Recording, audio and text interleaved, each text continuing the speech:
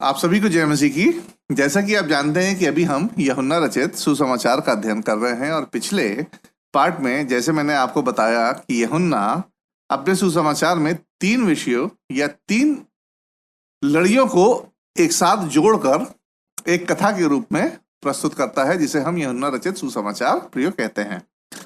यदि हम पहली लड़ी की बात करें तो पहली लड़ी में यूहन्ना यीशु को परमेश्वर के दिव्य पुत्र के रूप में घोषित करता है, जो मानव रूप में देह धारण करके अपनी ही बनाई हुई सृष्टि में आता है।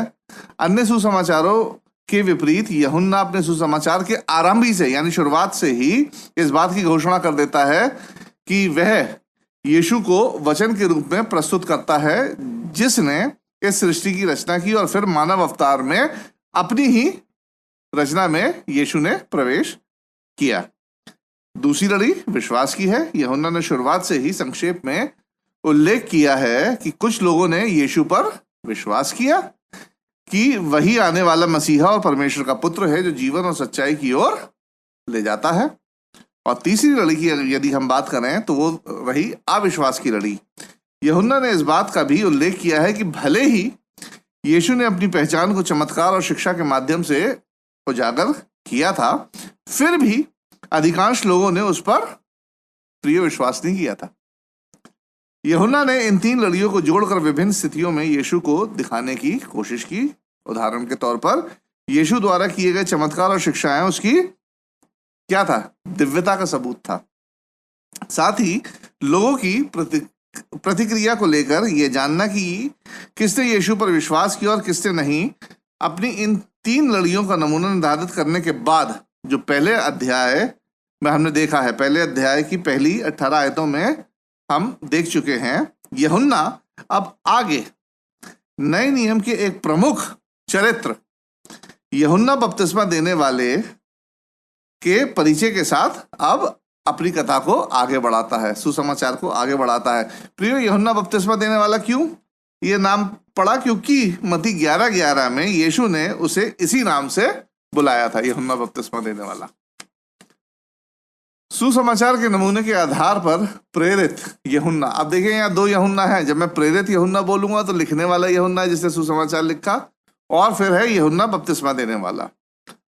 तो सुसमाचार के नमूने के आधार पर प्रेरित यूहन्ना जो लेखक है, विश्वास करने वाली श्रेणी में सबसे पहले किसको रखता है? यूहन्ना बपतिस्मा देने वाले को रखता है। यूहन्ना बपतिस्मा देने वाले का मानना था कि यीशु ही आने वाला मसीहा है, और अपनी सेवकाई के दौरान उसने इस बात की गवाही देना भी शुरू कर दिया था। आइए यूहन्ना बपतिस्मा देने वाले की कुछ जानकारियों को हम देख लेते हैं। यूहन्ना बपतिस्मा देने वाला यीशु मसीह का चचेरा भाई था, क्योंकि यीशु की संसारिक मां मरियम यूहन्ना बपतिस्मा देने वाले की मां एलिशबा की चचेरी बहन थी। यूहन्ना बपतिस्मा देने वाले के माँ बाप जकरिया और एलिशबा दोनों ही बूढ़े थे और बेऔलाद थे। जकरिया एक याजक था और मंदिर की सेवकाई के दौरान एक स्वर्गदूत उसके सामने आता है, प्रकट होता है, जिसने घोषणा की थी कि एलिशबा एक बच्चे को जन्म देगी और उसका नाम यूहन्ना रखना। काफी कम उम्र से ही यूहन्ना बपतिस्मा देने वाले को एक विशेष सेवकाई के लिए परमेश्वर ने प्रिय अलग कर दिया था। जैसे जैसे यूहन्ना बपतिस्मा देने वाला बड़ा होता गया और प्रभु के लिए रास्ता तैयार करने वाले के रूप में परिभाषित किया गया, ठीक जैसे स्वर्गदूत ने नए नियम में घोषणा की थी और पुराने नियम में मलाकी भविष्यवाणी ने भविष्यवाणी की थी। मलाकी 3 अध्याय में इसका वर्णन हमें मिल जाता है कि परमेश्वर एलिया की आत्मा में एलिया के जैसे एक भविष्यवक्ता को भेजेगा, जो मसीहा के आसन्न आगमन मतलब एमिनेंट कमिंग की घोषणा करेगा। बिल्कुल नजदीक की घोषणा थी ये। यूहन्ना बपतिस्मा देने वाले की सेवकाई परमेश्वर की इस भविष्यवाणी और प्रतिज्ञा की प्रिय पूर्ति थी। तो इस प्रकार प्रेरित यूहन्ना बपतिस्मा देने वाले को विश्वास करने वाले के पहले उदाहरण के रूप में रखता है। यीशु ने अपने बपतिस्मे से पहले ना तो कोई शिक्षा दी और ना ही कोई चमत्कार किए थे। कई बार मैं सुनता हूं कि लोग बाग कहते हैं कि जब यीशु मसीह छोटे थे तो वो मिट्टी की चिड़िया बना के उनमें जान फूंक देते। ये सब गलत बातें हैं प्रियो। यीशु ने अपनी सेवकाई बपतिस्मे के बाद शुरू की थी। जो बाइबल बताती है आप उस पर विश्वास कीजिए, मनगढ़ंत बातों पे कभी विश्वास नहीं करना चाहिए। यीशु में यूहन्ना का विश्वास एक विशेष संकेत पर आधारित था जो परमेश्वर ने उसे बताया था, ताकि यूहन्ना बपतिस्मा देने वाला ये जान सके कि सच्चा मसीहा कौन है। यूहन्ना रचित सुसमाचार के पहले अध्याय की 33वीं आयत में यूहन्ना बपतिस्मा देने वाला बताता है कि परमेश्वर ने उसे बताया है कि जिस पर तू आत्मा को उतरता और ठहरता हुआ देखे वही पवित्र आत्मा से बपतिस्मा देने वाला है। प्रियो, यूहन्ना ने कितने हजारों लोगों को बपतिस्मा दिया होगा और वो कैसे पहचान सकता था कि सही मसीहा कौन है। इसलिए परमेश्वर ने उसे संकेत दिया था और वह बपतिस्मा देते देते ये आशा भी रखे होगा कि एक दिन मैं अपनी आंखों से मसीहा को देखूंगा, और वो इंतजार करता होगा कि आज मसीहा आएगा, आज मसीहा आएगा। उसको एक आशा बनी रही होगी। कई लोगों का तर्क रहता है कि यीशु मसीह ने बपतिस्मा क्यों लिया। जवाब में कई लोग अलग तर्क रखते हैं, जैसे व्यवस्था को पूरा करने के लिए यीशु ने बपतिस्मा लिया इत्यादि। ये भी सही बात है, परंतु यीशु का बपतिस्मा लेने का एक महत्वपूर्ण विषय ये भी है प्रियो, ताकि यूहन्ना बपतिस्मा देने वाला जान सके कि आने वाला मसीहा वास्तव में कौन है।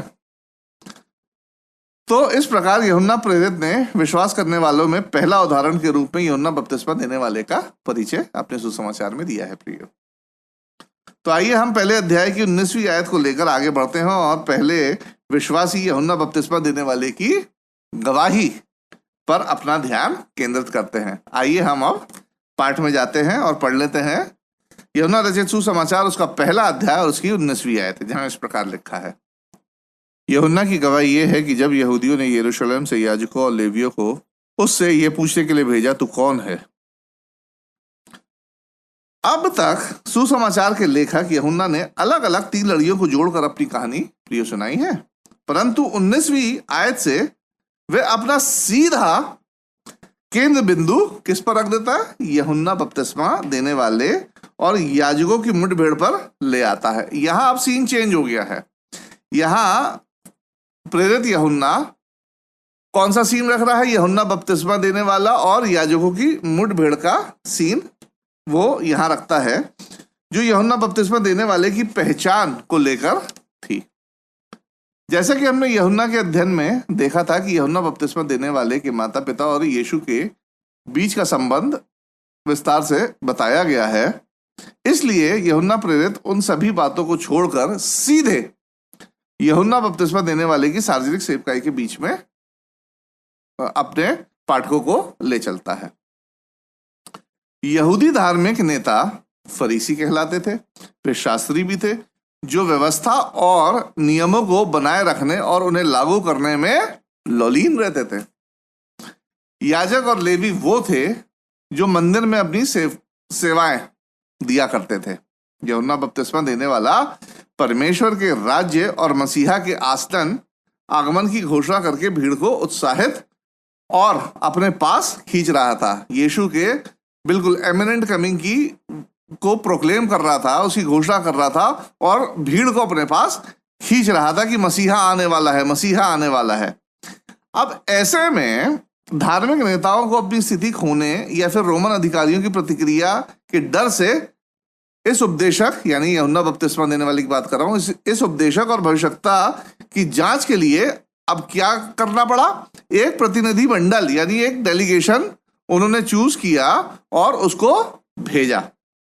प्रतिनिधि मंडल के प्रश्न के उत्तर में यूहन्ना बपतिस्मा देने वाला अपनी गवाही देता है और आने वाले मसीहा पर अपने विश्वास की स्वीकृति देता है। हम पढ़ लेते हैं 20 और 21वीं आयत, जहां इस प्रकार लिखा है। तो उसने ये मान लिया और इनकार नहीं किया, परंतु मान लिया मैं मसीह नहीं हूं। अब उन्होंने उससे पूछा, तो फिर कौन है, क्या तू एलिया है? उसने कहा, मैं नहीं हूं। तो क्या तू वह भविष्यवक्ता है? उसने उत्तर दिया, नहीं। प्रियो, यहां प्रतिनिधि मंडल यूहन्ना बपतिस्मा देने वाले से 3 प्रश्न पूछते हैं। अब ये डेलीगेशन 3 प्रश्न पूछते हैं, वो क्या थे आइए हम देख लेते हैं। पहला, वे पूछते हैं कि क्या वह सोचता है कि वह मसीहा है। क्योंकि उस समय क्या था, कई धार्मिक कट्टरपंथी थे जो मसीहा होने का दावा कर रहे थे। ऐसे में यूहन्ना बपतिस्मा देने वाला सच्चाई से जवाब देता है कि नहीं भैया, मैं मसीहा नहीं हूं। दूसरा प्रश्न वो पूछते हैं कि क्या तू एलिया है? यह प्रश्न मलाकी 4:5 के संदर्भ में था, जहां पुराने नियम के भविष्यवक्ता मलाकी ने भविष्यवाणी की थी कि एलिया मसीहा के अग्रदूत यानी फोररनर के रूप में वापस आएगा। इस भविष्यवाणी पर कई यहूदियों का मानना था कि परमेश्वर वास्तव में एलिया को पुनः जीवित करके, दोबारा जीवित करके अपने लोगों के बीच में भेजेगा। और मत्ती 11:14 में भी यीशु ने बताया था कि यूहन्ना बपतिस्मा देने वाला वही व्यक्ति था जिसके बारे में भविष्यवाणी की गई थी। देखा जाए तो यूहन्ना बपतिस्मा देने वाला एलिया के जैसा एक, एलिया की आत्मा में एक भविष्यवक्ता था। वो देह में नहीं था, उसकी आत्मा में एक भविष्यवक्ता था जो शक्तिशाली, उपदेशक, जंगल में रहने वाला और दूरदर्शी व्यक्ति था। यूहन्ना बपतिस्मा देने वाला उनके भ्रम को जानते हुए यहां भी सच्चाई से उत्तर देता है कि नहीं भैया, मैं एलिया नहीं हूं। कि वे एलिया नहीं है, भले ही वास्तव में मलाकी की भविष्यवाणी की ही पूर्ति क्यों नहीं था, फिर भी वह जवाब देता है कि मैं एलिया नहीं हूं। और तीसरा प्रश्न में पूछते हैं कि क्या तू वह भविष्यवक्ता है? अब यह भविष्यवक्ता का एक विवरण मैं आपको बताता हूं। व्यवस्था विवरण 18:15 में मूसा ने कहा था कि एक दिन परमेश्वर लोगों का नेतृत्व करने के लिए एक भविष्यवक्ता को खड़ा करेगा, जैसे उसने मूसा को लोगों का नेतृत्व करने के लिए खड़ा किया था। प्रतिनिधि मंडल ये जानना चाहते थे कि क्या वे स्वयं को वही भविष्यवक्ता समझता है। फिर से यूहन्ना बपतिस्मा देने वाला नहीं में उत्तर देता है कि नहीं, मैं वो भविष्यवक्ता भी नहीं हूं। दरअसल मूसा की यह भविष्यवाणी प्रियो यीशु मसीह के लिए थी। मूसा की इस भविष्यवाणी की पूर्ति यीशु मसीह था। इसका विवरण आपको प्रेरितों के काम उसके 3 अध्याय की 22वीं और 23वीं आयत में देखने को मिल जाता है। आइए हम 22वीं आयत को पढ़ लेते हैं, जहां इस प्रकार लिखा है, तब उन्होंने उससे पूछा, फिर तू है कौन ताकि हम अपने भेजने वाले को उत्तर दें, तू अपने विषय में क्या कहता है? इतना सब पूछने के बाद शास्त्र के अनुसार यूहन्ना बपतिस्मा देने वाले की पहचान से संबंधित अब उनके प्रश्न और संभावनाएं प्रतिनिधि मंडल की समाप्त हो चुकी। डेलीगेशन के पास अब कोई प्रश्न नहीं था पूछने के लिए।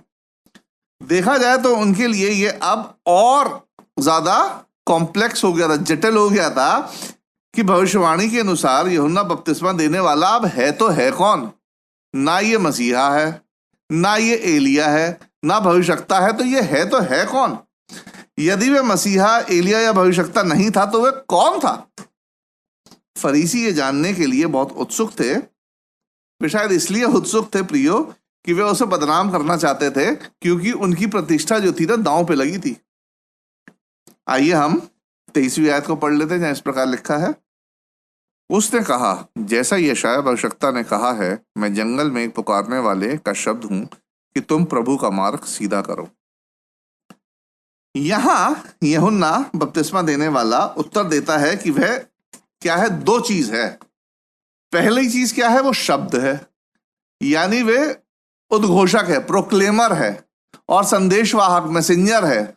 और जंगल में यहां यह दर्शाता है कि वे अन्य लोकप्रिय संदेशवाहकों की तरह लोकप्रिय नहीं है। और दूसरी चीज वे क्या है? मार्ग सीधा करने वाला है, यानी वह उन्हें चुनौती देता है कि वे परंपरा के विरुद्ध जाता है। परंपरा के विरुद्ध जाने का मतलब वे, यानी यूहन्ना बपतिस्मा देने वाले की बात कर रहा हूं, यहां एक नया रास्ता तैयार करने आया था। न्यू रोड, न्यू वे, नया रास्ता तैयार करने के लिए आया था, क्योंकि पुराना रास्ता टेढ़ा था। पुराना रास्ता मतलब व्यवस्था का रास्ता टेढ़ा था, इसलिए वह नया रास्ता तैयार करने आया था। और उसकी सेवकाई के बारे में यशायाह भविष्यवक्ता ने भविष्यवाणी भी की थी। हम 24 और 25वीं आयतों को भी पढ़ लेते हैं। यहां इस प्रकार लिखा है, वे फरीसियों की ओर से भेजे गए थे। उन्होंने उससे ये प्रश्न पूछा, यदि तू ना मसीह है और ना एलिया और ना वह भविष्यवक्ता है, तो फिर बपतिस्मा क्यों देता है? प्रेरित यूहन्ना उनके प्रश्नों और उद्देश्यों को संदर्भ में रखने के लिए एक संपादकीय टिप्पणी जोड़ता है। प्रिय 25वीं आयत में प्रतिनिधिमंडल के प्रश्न यूहन्ना बपतिस्मा देने वाले की गवाही के प्रति उनकी प्रतिक्रिया को दर्शाता है कि उन्होंने विश्वास नहीं किया था। मतलब जो यूहन्ना बोल रहा था, यूहन्ना बपतिस्मा देने वाला, डेलीगेशन ने उस पर विश्वास नहीं किया था। अब यहां हमें क्या देखने को मिल रहा है? बिल्कुल सही आपने सोचा, यहां हमें अविश्वास की तीसरी लड़ी देखने को मिलती है। देखिए चक्र चलता जा रहा है, ये 3 लड़ियों का चक्र चल रहा है। प्रतिनिधिमंडल यूहन्ना बपतिस्मा देने वाले के उत्तर से चिढ़ गए थे, क्योंकि यदि वह कहता कि वह मसीहा है तो वह उस पर परमेश्वर की निंदा, पागल या धोखेबाज होने का आरोप लगा देते। यदि वह कहता कि हाँ मैं एलिया हूं तो वह उससे चमत्कारों के माध्यम से प्रमाण मांगते, क्योंकि एलिया ने तो चमत्कार ही किए थे। और यदि वह कहता कि वह भविष्यवक्ता है तो वह उस पर उपद्रवी कहकर उस पर आरोप लगाते और रोमियों को उसके बारे में भड़का देते। बल्कि इन सब के बजाय यूहन्ना बपतिस्मा देने वाला दावा करता है कि उसकी सेवकाई का स्रोत यशायाह भविष्यवक्ता है, जिसने मसीहा के आगमन के आसपास की घटनाओं और परिस्थितियों का वर्णन विस्तार में लिखा है। ये सब हम जानते हैं जब हम यशायाह की पुस्तक को पढ़ते हैं। इस बिंदु पर वे, यानी प्रतिनिधिमंडल की बात कर रहा हूं, डेलीगेशन, इस बिंदु पर वे प्रतिनिधिमंडल रक्षात्मक यानी डिफेंसिव हो जाते हैं। वे अविश्वास की प्रतिक्रिया देते हुए यूहन्ना बपतिस्मा देने वाले के अधिकार पर सवाल उठाते हैं कि वे कुछ ना होते हुए भी बपतिस्मा क्यों दे रहा भैया? कि तुम कुछ भी नहीं हो, ना मसीहा हो, ना एलिया हो, ना भविष्यवक्ता हो, तुम कुछ भी नहीं हो, तो फिर बपतिस्मा तुम क्यों दे रहा? ये प्रतिनिधिमंडल उस पर जवाब उंगली उठाते हैं।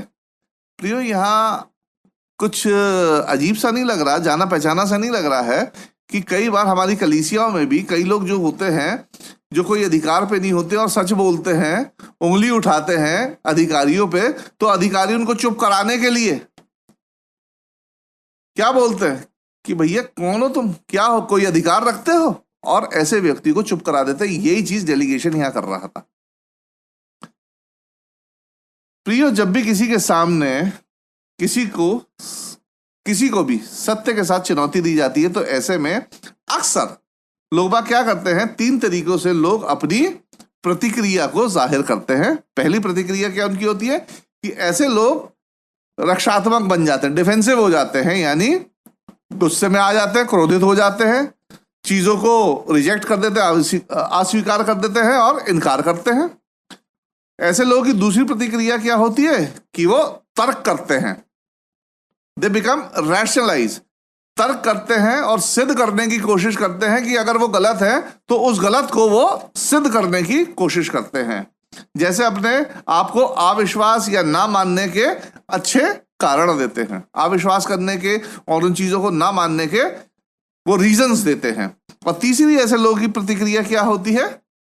समर्पण कर देते हैं, वो झुक जाते हैं, सबमिट कर देते हैं, यानी बातों को ध्यान से सुनते हैं, सत्य का पालन करते हैं और विश्वास करके सही कार्य करके झुक जाते हैं और उस चीज को ग्रहण कर लेते हैं।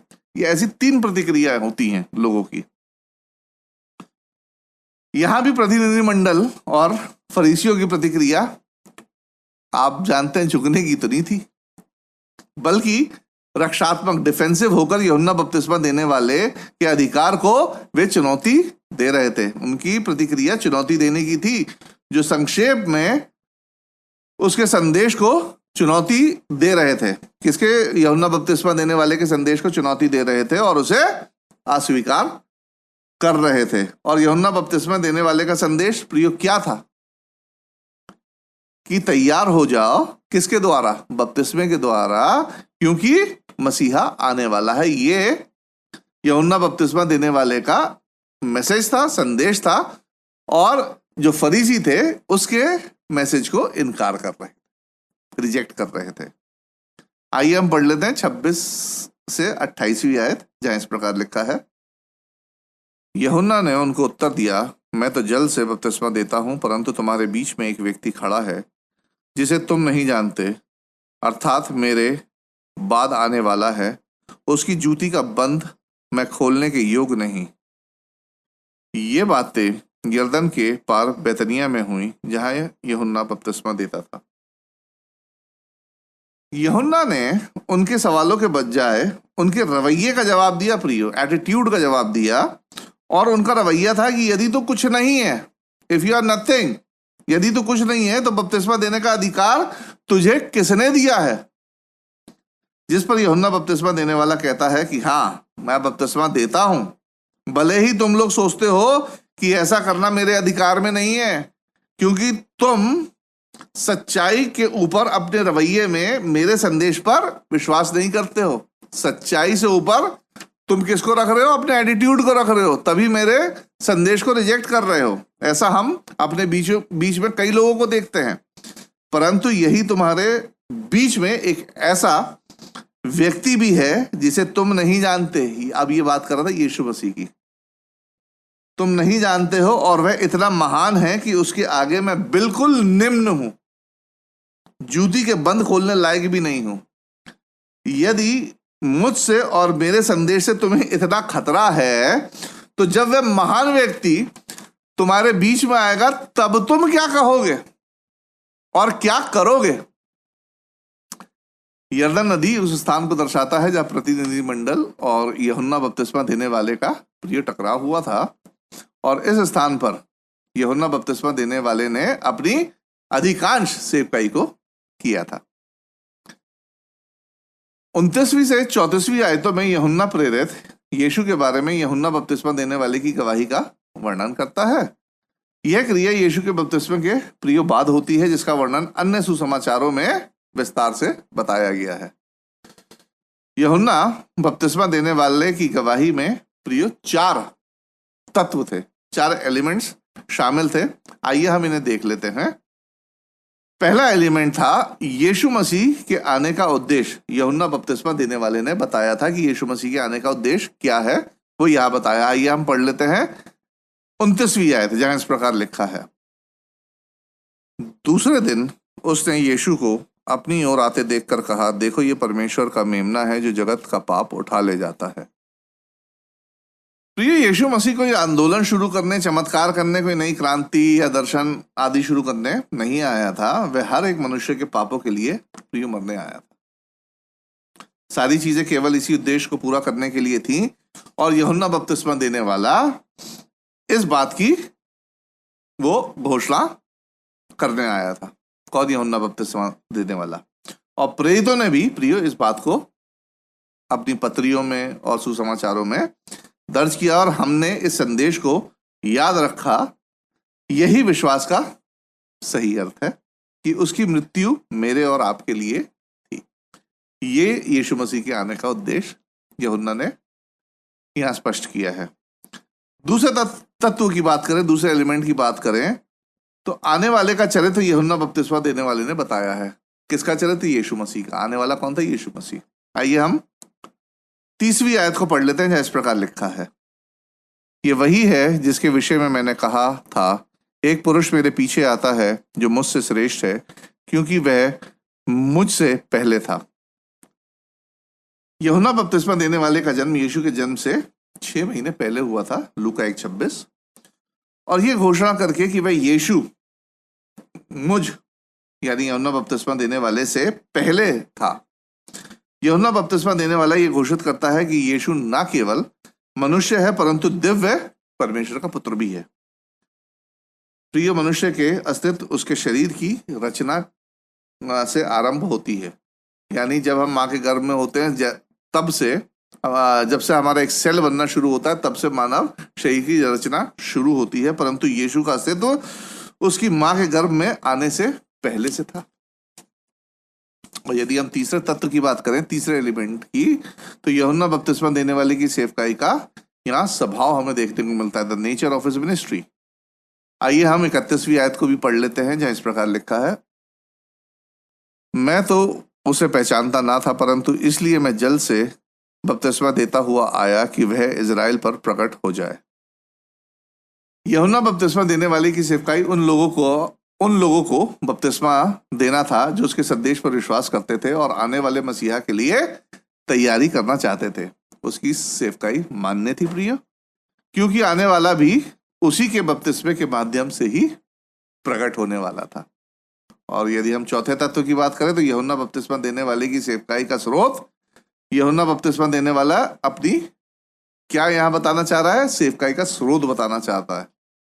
हम पढ़ लेते हैं 32 से 34वीं आयत, जहां इस प्रकार लिखा है, और यूहन्ना ने यह गवाही दी, मैंने आत्मा को कबूतर के समान आकाश से उतरते देखा और वह उस पर ठहर गया। मैं तो उसे पहचानता नहीं था, परंतु जिसने मुझे जल से बपतिस्मा देने को भेजा उसी ने मुझसे कहा, जिस पर तू आत्मा को उतरते और ठहरते देखे वही पवित्र आत्मा से बपतिस्मा देने वाला है। और मैंने देखा और गवाही दी है कि यही परमेश्वर का पुत्र है। यूहन्ना बपतिस्मा देने वाले को उसके जन्म से ही विशेष माना जाता था। लोग आश्चर्य करते थे कि परमेश्वर उसका उपयोग कैसे करेगा। लूका 1:66। इन आयतों में उसे जो कुछ परमेश्वर से प्राप्त हुआ था उस आधार पर वे भविष्यवक्ता होने के अधिकार का दावा करता है। प्रियो, इजराइल में आखिरी वैध भविष्यवक्ता मतलब एक लेजिटिमेट प्रॉफिट को बोले हुए करीब 400 साल हो गए थे। एक सच्चे भविष्यवक्ता को बोले हुए 400 साल हो गए थे, मतलब ये आप मान के चलिए मलाकी रहा होगा। इसलिए उस समय के लोगों के लिए यूहन्ना बपतिस्मा देने वाले का संदेश काफी चुनौतीपूर्ण और उत्साह से भरा हुआ रहा होगा कि ये क्या बोल रहा है। हालांकि यहूदियों के लिए यह कोई नई बात नहीं थी, क्योंकि वे प्रेरित और भविष्यवक्ताओं की उपस्थिति को लेकर शास्त्रों के माध्यम से काफी कुछ परिचित थे। यूहन्ना बपतिस्मा देने वाला इस बात को बताता है कि परमेश्वर ने उसे उसकी सेवकाई और उस व्यक्ति को पहचानने का संकेत दिया है जिसके लिए वह रास्ता तैयार कर रहा था, यानी यीशु मसीह। और संकेत था कि जिस पर वह पवित्र आत्मा को उतरता और ठहरता हुआ देखे वही आने वाला मसीहा होगा। और मत्ती 3:16 में मत्ती इस बात को दर्ज करता है प्रियो कि यीशु के बपतिस्मे पर पवित्र आत्मा को यीशु पर कबूतर के समान उतरते देखा और स्वर्ग से उसके पुत्रत्व की आकाशवाणी सुनाई दी। और यही उसके संकेत की पूर्ति थी जिसकी यूहन्ना बपतिस्मा देने वाले को तलाश थी। और प्रियो, यही एक मौका था जहां त्रिएक परमेश्वर को एक साथ देखा गया, ट्रिनिटी गॉड हेड को एक साथ देखा गया। आकाशवाणी के रूप में पिता, कबूतर के रूप में पवित्र आत्मा और स्वयं पुत्र के रूप में यीशु मसीह वहां उपस्थित थे। इस प्रकार यीशु के बपतिस्मे पर त्रिएक परमेश्वर की उपस्थिति देखी गई। यूहन्ना बपतिस्मा देने वाला इस बात को बताता है कि इस चिन्ह का पूरा होना उसके लिए इस बात का प्रमाण था कि यीशु ही परमेश्वर का दिव्य पुत्र और मनुष्य के रूप में आने वाला मसीहा था, जो यीशु के बपतिस्मा पर उसे दिया गया था। आइए इस पाठ के सारांश को, समरी को हम एक बार और देख लेते हैं। इस पाठ में प्रेरित यूहन्ना 3 लड़ियों को आपस में जोड़ता है, जैसे हम डिस्कस कर चुके हैं प्रियो। पहला कि यीशु ही परमेश्वर का पुत्र और मनुष्य के रूप में आने वाला मसीहा था, जिसके बारे में यूहन्ना बपतिस्मा देने वाले को चिन्ह दिया गया था, संकेत दिया गया था, साइन दिया गया था। दूसरा है अविश्वास का, जिसका पहला उदाहरण है फरीसी, याजक और लेवी, जो यूहन्ना बपतिस्मा देने वाले के संदेश को अस्वीकार करके उसके अधिकार को चुनौती देते हैं। मतलब यहाँ पहले अविश्वास में कौन आया? याजक, लेवी, यही प्रतिनिधि मंडल फरीसी। और तीसरा है विश्वास का, कि यूहन्ना बपतिस्मा देने वाला ही स्वयं सच्चा विश्वास करने वाला था और उसकी गवाही से ये बात हम सब जानते हैं। तो इस प्रकार यूहन्ना बपतिस्मा देने वाले के विवरण से प्रेरित यूहन्ना 3 विषय को आपस में जोड़कर अपनी बात रखता है। तो प्रिय, ये पाठ यही समाप्त होता है। अगले पाठ के लिए कृपया करके आप पढ़ लें यूहन्ना रचित सुसमाचार, उसका पहला अध्याय, उसकी 35 से 35 से 51 आयत को आप अच्छी तरह पढ़ लें, ताकि अगला पाठ समझने में आपको आसानी हो सके। अगले पाठ के साथ मैं आपके सामने फिर हाजिर होऊंगा। तब तक मुझे राजीव लैम्बर्ट की तरफ से आप सभी लोगों को जय मसीह की।